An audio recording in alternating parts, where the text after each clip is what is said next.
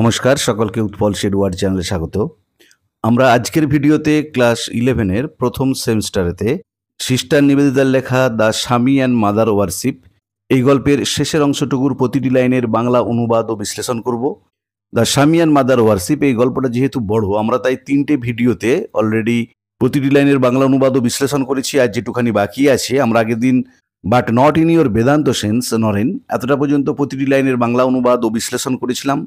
আর বাকি শেষের অংশটুকুর প্রতিটি লাইনের বাংলা অনুবাদ ও বিশ্লেষণ করবো আজকের ভিডিওতে। তাই তোমরা ভিডিওটা স্কিপ না করে অবশ্যই প্রথম থেকে শেষ পর্যন্ত দেখবে। আর যারা চ্যানেলটা প্রথম দেখছো বা চ্যানেলটা এখনও সাবস্ক্রাইব করোনি তারা অবশ্যই চ্যানেলটা সাবস্ক্রাইব করে পাশে থাকা বেল বাটনটা প্রেস করবে, যাতে পরের ভিডিওগুলো আপলোড করার সাথে সাথে তোমাদের কাছে নোটিফিকেশান পৌঁছে যায়। চলো শুরু করা যাক আজকের বিষয়, দ্য স্বামী অ্যান্ড মাদার ওয়ারশিপ এই গল্পের শেষের অংশটুকুর অর্থাৎ দাস উই আর অ্যাডমিটেড থেকে বাকি অংশটুকুর প্রতিটি লাইনের বাংলা অনুবাদ ও বিশ্লেষণ। Thus we are admitted to a glimpse of the struggle that goes in great souls. এভাবেই আমরা বিভিন্ন সময় মহাপুরুষগণের মনে যে দ্বন্দ্ব চলতে থাকে তার একটা আভাস পেয়ে থাকি। For the correlation and mutual adjustment of the different realisations of different times, যে ভিন্ন ভিন্ন সময়ে ভিন্ন ভিন্ন উপায়ে উপলব্ধ সত্য সময়ের মধ্যে পারস্পরিক সম্পর্ক এবং সমন্বয় সাধন বিষয়ে।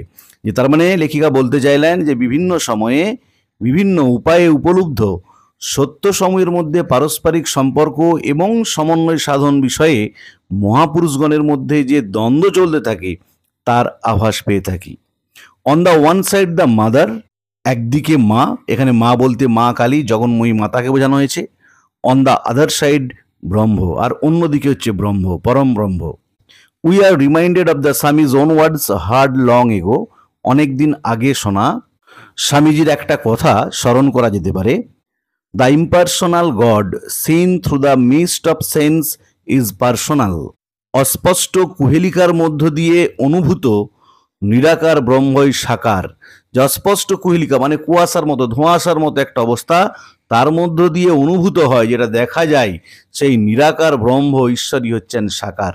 ইন ট্রুথ, প্রকৃতপক্ষে it might well be that the two sides could not be রিকনসাইল্ড।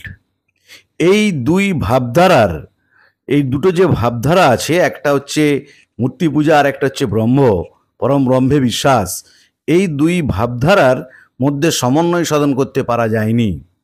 Both conceptions could not be equally true at the same time, একই সাথে এই দুই ধারণা সমানভাবে সত্য হতে পারে না। যে দুটো ধারণা, একটা হচ্ছে কোনো মূর্তি নেই, যে নিরাকার পরম ব্রহ্মই হচ্ছে আসল, আবার অন্যরা মনে করতেন না মায়ের মূর্তি আছে, প্রত্যেক দেবদেবীর আলাদা আকার রয়েছে। এই দুটো যে ভাবধারা, এটা একই সঙ্গে কোনোভাবে সমানভাবে সত্য হতে পারে না। It is clear enough that in the and, একথা স্পষ্টভাবেই বোঝা যায় অবশেষে যে অ্যাজ এ সাবজেক্টিভ রিয়ালাইজেশন, পার্থিব অনুভূতির ক্ষেত্রে either the mother must become ব্রহ্ম, হয় মাকে ব্রহ্ম হতে হবে, আর ব্রহ্ম দ্য মাদার, অথবা ব্রহ্মকে মা হতে হবে। যে এটা একটা পার্থিব অনুভূতি, সেটা থেকে বুঝতে পারা যায় হয় মাকে পরম ব্রহ্ম হতে হবে, নাহলে পরম ব্রহ্মই হচ্ছেন মা। এখানে মা বলতে কিন্তু মা কালীর কথা বোঝানো হয়েছে, জগন্ময়ী মাতা। One of the two must melt into the other, একজনকে অপরের মধ্যে বিলীন হতে হবে অবশ্যই। দ্য কোশ্চেন অফ হুইচ, প্রশ্নটা হচ্ছে এখন, ইন এনি পার্টিকুলার কেস, কোনো বিশেষ ক্ষেত্রে, depending on the destiny and the past of the worshipping souls, কে কার মধ্যে বিলীন হবে তার নির্ভর করবে সাধকের নিয়তি এবং পূর্বজন্মের সংস্কারের উপর। যে মা পরম ব্রহ্মতে বিলীন হবেন নাকি ব্রহ্ম মায়ের মধ্যে বিলীন হবেন, এটা ডিপেন্ড করবে, নির্ভর করবে সাধকের নিয়তি এবং এই যে destiny and the past of the worshipping souls, এবং যে সাধক পূজার্চনা করছেন তার যে পূর্বজন্মের সংস্কার তার উপর। ফর মাই ওন পার্ট, আমার নিজের কথা বলতে গেলে, the conversation I have related marked an epoch, এই আলোচনা আমার জীবনে এক নতুন যুগের সূচনা করেছে।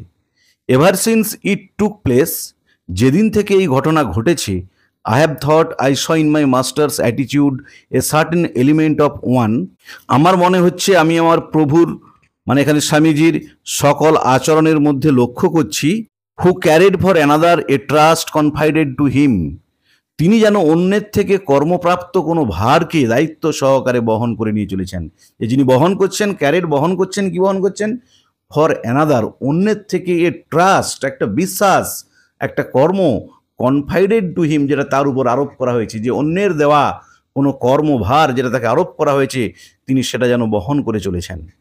হি উড অলওয়েজ, তিনি সর্বদাই, হোয়েন আক্স to explain the image of Kali, যখন তাকে বলা হতো কালীর যে ছবি তার ব্যাখ্যা করতে, বর্ণনা করতে, যে কালীর ছবির বর্ণনা করতে বা ব্যাখ্যা করতে বললে তিনি সর্বদাই স্পিক অফ ইট, এটাকে বলতেন, মানে কালীর ছবিটাকে বলতেন as the book of experience, এটা হচ্ছে এক পরম গ্রন্থ, যা এক যেন অভিজ্ঞতার এক গ্রন্থ, in which the soul turns page after page only to find that there is nothing in it after all, যার একের পর এক পৃষ্ঠা উল্টে গেলেও শেষ বলে কিছু মেলে না।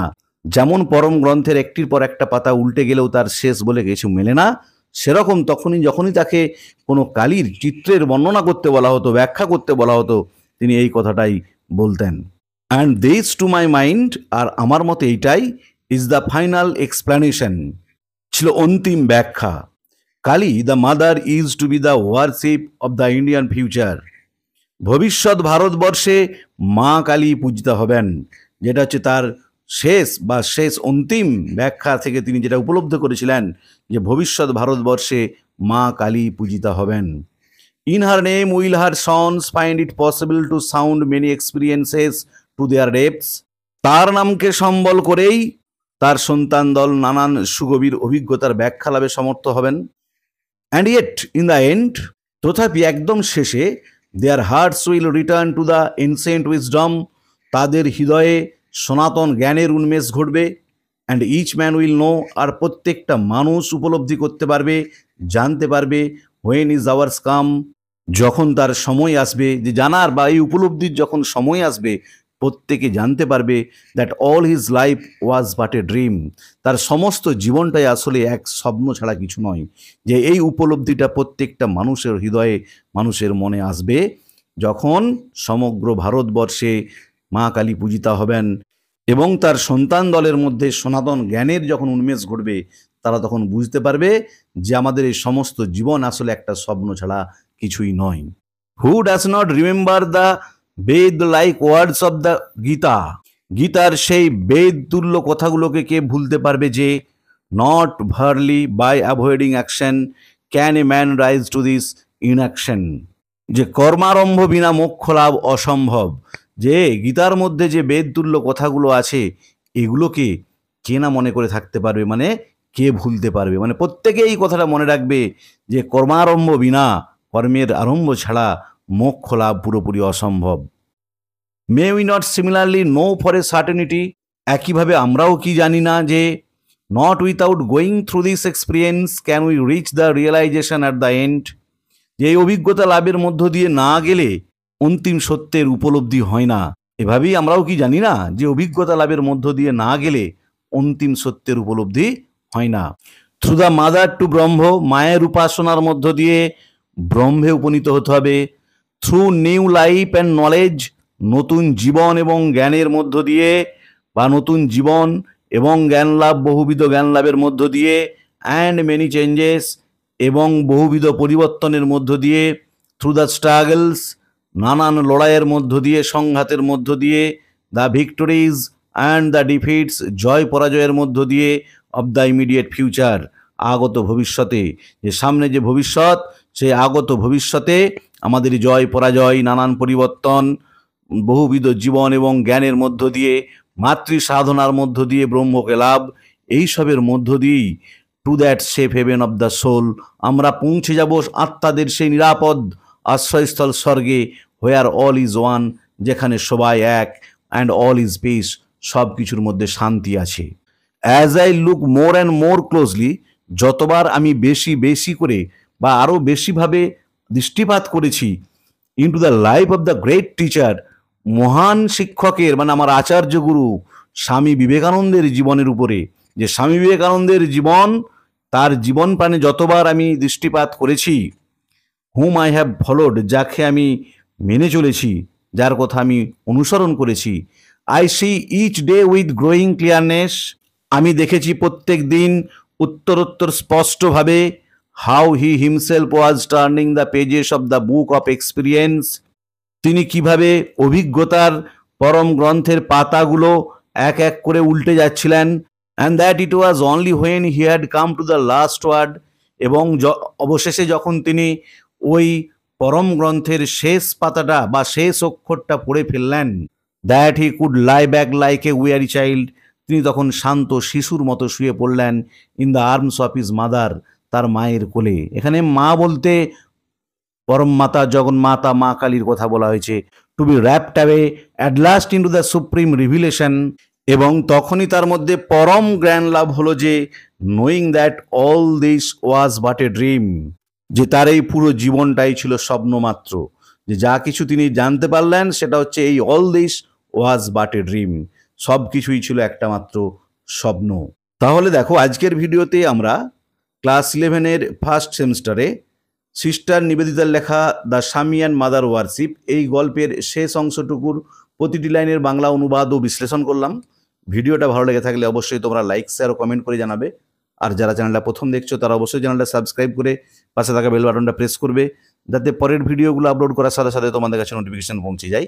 আমি পরের ভিডিওতে দ্য স্বামী অ্যান্ড মাদার ওয়ারশিপ গল্প থেকে যেসব গ্রামারগুলো এবং এমসিকিউগুলো তোমাদেরকে ফাইনাল পরীক্ষার জন্য প্রস্তুত করতে হবে তা নিয়ে ডিটেলসে আলোচনা করব। তাই অবশ্যই তোমরা আমার চ্যানেলটা ফলো করবে। ক্লাস 11-এর ফার্স্ট সেমিস্টারে অন্যান্য যে পিসগুলো আছে, Amarnath and astrologer's day, Othello, Macbeth, as you like it, এবং যে পোয়েট্রিগুলো আছে কম্পোজড আপন ওয়েস্টমিনিস্টার ব্রিজ, ব্যাঙ্গল সেলার্স, প্রত্যেকটি পিসের প্রতিটি লাইনের বাংলা অনুবাদ ও বিশ্লেষণ করেছি। যারা দেখোনি তাদের জন্য আমি ডেসক্রিপশন বক্সে সেই ভিডিওর লিঙ্ক দিয়ে দিয়েছি, তোমরা অবশ্যই তোমাদের সময় মতো দেখে নিও। ভালো দেখো, ধন্যবাদ। পরের ভিডিওতে আমরা দ্য স্বামী অ্যান্ড মাদার ওয়ারশিপ গল্প থেকে যে এমসিকিউ এবং গ্রামারগুলো প্রস্তুত করতে হবে ফাইনাল পরীক্ষার জন্য তা নিয়ে ডিটেলসে আলোচনা করব।